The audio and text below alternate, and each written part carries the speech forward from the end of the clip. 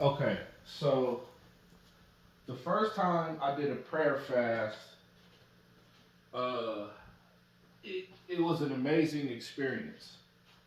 Um, and the reason why I'm talking about that is because prayer and fasting absolutely works 100% of the time.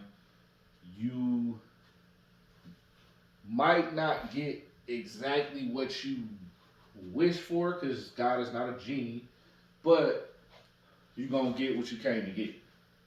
Like, you're going to get what you need for sure. And I'm saying that's it. Like, I did it, so it was an amazing experience, but I think I did a lot of things wrong. Number one, uh, I feel like one of my mistakes was every time somebody offered me food, because they're gonna offer you food, like no matter what you do, like soon as you decide mentally that you are going to do, you're gonna have this prayer fast, you're gonna have this consecration with God. Here comes somebody with a juicy ass Philly cheesesteak. They drove 2 hours to get you the cheesesteak, knowing it's your favorite cheesesteak. You didn't ask for it, but the manifestation and the power that you develop, I want to say like kinetically or whatever that is, it's just it's real. It's out there. It's gonna catch fire. But anyways, people are gonna offer you food. People are gonna offer you all the stuff that you're not supposed to have when you're fasting. Now, in my opinion, a prayer fast is water and Jesus, water in the Bible, prayer, nothing else. You are not freaking around. I will allow gospel music because I feel like that's not. If you couldn't sing, you know what I mean. If you can't sing, then that's okay. I mean, it's in the spirit of God. Hey, let Him tell me I'm wrong when I get up there, and that's not an excuse. But I'm saying that to say, when you're doing I don't think involving television of any kind or whatever have you. Like I think that's you trying to tiptoe or step into it or however you get yours. You know what I mean? I don't feel like that's the full Monty, but to each their own. And who am I? But anyways, the first mistake that I was making was I was telling people that when they be like, hey man, you want some snacks right here, some Oreos and cookies or whatever? No, I can't. I'm fasting. And the pride that you get in telling people that information is, I'm not gonna say it's wicked, but you're going to feel better than that next man. And hey, you God's property. Why wouldn't you feel better than the next man? I mean, in terms of like, self confidence, self worth. But, again, you just like anybody else, so you're not gonna feel you aren't better than anybody. So to feel that way is utterly wrong. But yeah, I kept finding myself feeling like, after a while it was like, why do I keep telling people that don't tell nobody you want to fast? That's not anybody's business. No, you go about your day and you make your same progress like you make. Now I would tell the important people that are immediate with you so that they know just in case you make a mistake and you have to be rushed to the hospital or God forbid, something goes wrong and the hospital needs to know that you were fasting or something like that and nobody knows it. So tell somebody of importance, but it's not something that you should broadcast. My second I think my second mistake was I don't feel like I was reading enough. Because I definitely I wasn't watching TV, but if it was on or around me or something like that, I wouldn't avoid it. I would just be like, that's their thing. And as excited as I was, my first time, and I'm getting through my first couple of days. I think I lasted like 4 or 5 days or something like that. It was great. I had a great feeling about myself. I had a sense of awareness. Like it was amazing. But that vanity comes like you can feel it makes you sensitive to everything. And if you're not having an experience like that, I would say you need to check what you're actually doing and what God are you worshiping, what you're doing, because it's all supposed to be joy. You know, it's gonna be hard, but the consecration of recognizing that you're getting closer to God because of who He is and not by your actions, but your actions are showing solidarity. I'd say kudos. But but yeah, my second mistake was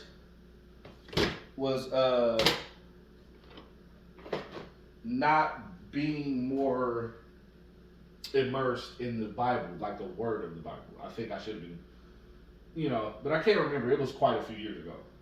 And I know another mistake I made was the minute I got off the fast, which I feel like I broke the fast before I was supposed to, but I just couldn't take it no more. Because I didn't find it hard not eating like that. I think that was I didn't find it hard cooking for people during my fast. Like that was cool for me. Like I don't mind cooking for you. I'll probably taste it and spit it out. You know what I mean? Just to, because you don't want to cook people nasty food, bad flavor. You got to make sure that you take care of it. But I will say it was, a big part of it was when I broke the fast. The first thing I ate, and this is all in less than like 12 hours, bro. I think I was so thirsty to eat that I made a roasted chicken in the oven, which was fire, super fire. And then like I didn't eat all of it, but I think I ate a piece of chicken breast, I ate some of it. And then my bro was leaving or whatever, we was going to do something, and so I hopped in the car with him and take me to Popeyes real quick. I get food from Popeyes. Right after making the chicken, I went to Popeyes and bought some chicken. Yes, fat. Again, I told you I like to eat, but I ate that, and then like later on that evening, there was this sushi spot that we would go to, that was like their happy hour started at midnight, and it was a really great happy hour. So I ended up going to that and eating, and in the middle of that, while I was sitting there eating that food, I feel lightheaded. I felt this before, so I immediately knew that I needed to, like I was about to start hyperventilating. And I knew that feeling. So I immediately got up and tried to get to the car so that I could like calm myself down in there, because they're like in that restaurant there was nowhere to do that. Plus I didn't want them calling the ambulance just because I was having a panic attack, seemed like. So I get up, and like as I'm getting up, I can feel my body starting to shut down, like get lightheaded. I get to the door of the restaurant, and all I remember was like grabbing the door of the restaurant, and opening it, and then I woke up. And I woke up, and this group of like kids they looked like college kids. They were grabbing some food themselves, and they were waiting on their table. So they were standing outside, and they were helping me up off of the ground. Mind you, I don't remember hitting the ground, falling. I don't remember walking out the door. But as they're helping me up, they're like, "Bro, are you all right?" I'm, what happened? They're like, "Dude, you fell. You fell right on your face, bro." And I'm like, "What? That can't be possible. That's impossible." Like, they're like, "No, bro, you fell on your face." And then I'm like, "Man, well, I don't feel it. I feel like I fell, but I don't really. It's not registering too well like that. I just like." Face first into the concrete. It does not, like my body doesn't receive that. I don't know. So I get in the car, like I pop up, dusting myself off, thank them, like, "Oh, I appreciate y'all for helping me up," or whatever. I don't know. But I did feel myself like kind of like I said, hyperventilate. Maybe I had eaten too much I hadn't eaten in days, and then here I am eating back to back to back to back within, 8 hours. you will kill yourself messing around. And it wasn't something I did on purpose or like, I was fooling. No, I broke the fast and I was really hungry. That was the first time in my entire life that I ever went any amount of time without food by choice. Like, I probably did, like, people call it intermittent fasting when you only eat a certain amount of days. That's just your diet. Folks love making up words. So yeah, like the closest I've ever been to it was, I like to not eat after 5 o'clock, after 6 o'clock. It feels great to let your body digest whatever you've had throughout the day. Plus, if you eat too late at night, of course, you're gonna sleep, and then your body can't sleep properly if it's trying to digest a whole pizza. You ate a whole pizza and took your slew fat ass to bed. Like, it's not okay. And nobody's perfect, but we, tighten up. But yeah, that was the closest I've ever been. Like, not eating only water after 5. So I had never been that long without eating food, and then, like, again, here I am doing all these extras. So I fell on my face, and when I got in the car, like, my chin felt a little funny, so I looked in the mirror, and there was a hole in my face, bro. Like a hole under my chin. No blood, no leaking, no, like, my jaw hurt a little bit. Like, I felt rocked because, it actually happened, but the feeling of actually falling face planting, it was not there. And there was a hole in my chin, like, and you could almost see the white meat a little bit, like, not too crazy, but it was, I don't know how to explain it. There was just a hole in my chin. The scar is there, it's just, I don't know. But yeah, that was one of those times where, like, and that was my first time actually fasting. And then there are other occasions, but that first time, in so many different ways, I saw the power of God. I saw the power of consecration. I saw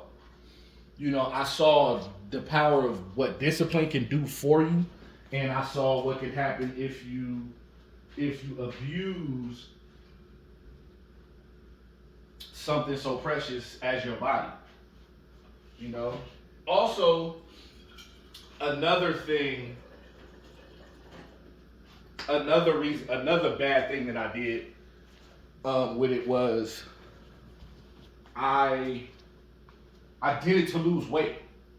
That was my main goal. Now I remember what it was. My main goal was to lose weight.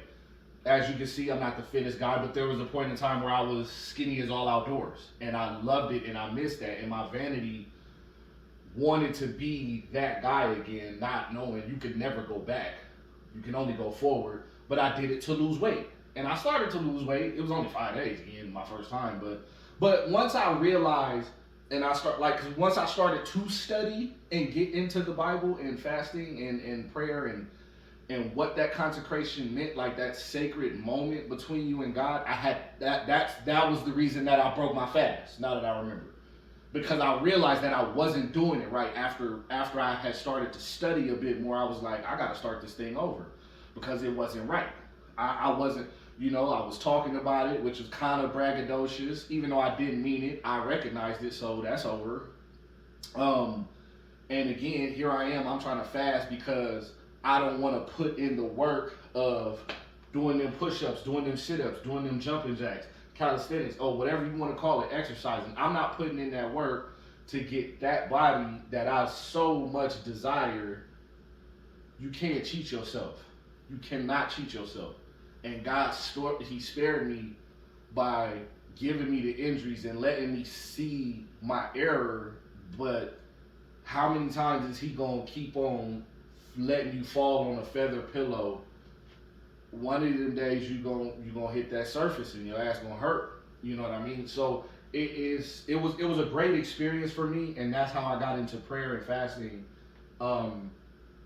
You learn more and more about yourself along the way in doing that. But that was a great experience for me, and I wouldn't trade it for the world, even though I fell on my face. I love you, self.